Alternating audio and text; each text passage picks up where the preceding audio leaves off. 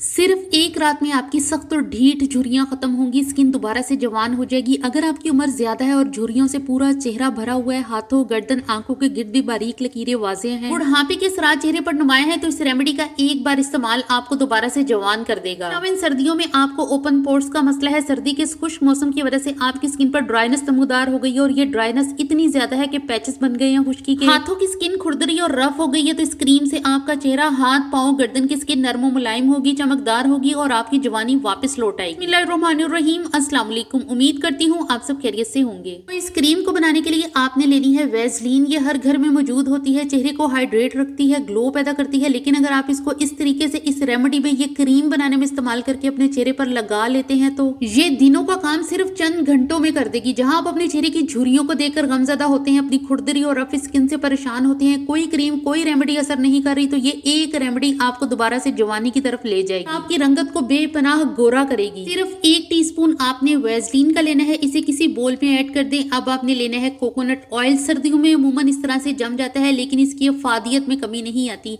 ये आपकी स्किन को लिफ्ट अप करने, इसे टाइट करने, मॉइस्चराइज करने में ऐसी कई प्रॉपर्टीज रखता है। 1 टीस्पून ही आपने कोकोनट ऑयल ऐड कर देना है। इन दोनों अज़ा को आपने बिल्कुल लो फ्लेम पर गर्म करना है, मेल्ट कर लेने हैं। कुछ ही सेकंड्स में ये दोनों कंबाइन हो जाएंगे। फिर आपने इसमें सिर्फ 1 लौंग ऐड कर देना है। लौंग आपके चेहरे की, हाथों की झुर्रियों को फीस सेकंड के हिसाब से खत्म करने की बेपनाह सलाहियत रखता है। लौंग को इन मेल्ट हुए ऑयल में सिर्फ 1 से 1.5 मिनट पका लें।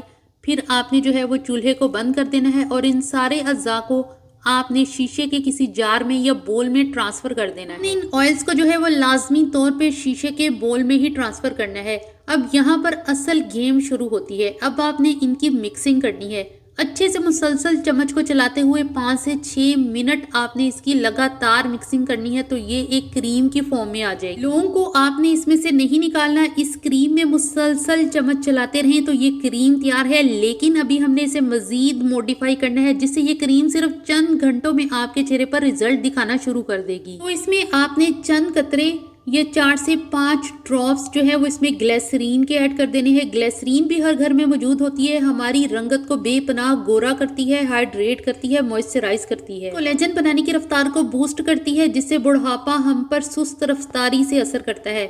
2 वाइटनिंग कैप्सूल, 2 विटामिन ई के कैप्सूल ऐड कर दें। ये दोनों कैप्सूल आपको जस्ट 5 से 6 रुपए में इजीली किसी भी स्टोर से मिल जाएंगे। क्रीम की अच्छी तरह से मिक्सिंग करने के बाद आप देखेंगे कि इसका टेक्सचर, इसकी कंसिस्टेंसी इतनी जबरदस्त है कि आपका फौरन से दिल करेगा कि इसे फौरन से अपने चेहरे, हाथ और पाँव पर लगा लें। ये क्रीम आप अपने चेहरे, हाथ, पाँव पर लगाने के अलावा अपनी फटी एड़ियों पर भी लगा सकते हैं। सिर्फ एक रात में आपकी जितनी भी फटी एड़ियां होंगी वो रिकवर हो जाएंगी। अब आपने लेनी है 2 डिस्प्रिन और इसको आपने अच्छी तरह से पीस लेना है, बिल्कुल अच्छी तरह से पाउडर बना लेना है। दरदरापन इसमें बिल्कुल भी नहीं होना चाहिए। तो इस तरह से आपने बिल्कुल इसका पाउडर बना लेना है और इस क्रीम में आपने इसको मिक्स कर देना है। अच्छी तरह से इसकी मिक्सिंग करें क्रीम की और आपने इसे किसी एयर टाइट जार में या कंटेनर में या कोई भी आपके पास क्रीम का खाली जार हो, उसमें आपने इस क्रीम को जो है वो महफूज कर लेना है। इस क्रीम को आपने रात में अपने फेस पर, हाथों, गर्दन पर लगा लेना है। सुबह उठकर आपने फेस धो लेना है। अच्छी तरह से आपने इस क्रीम का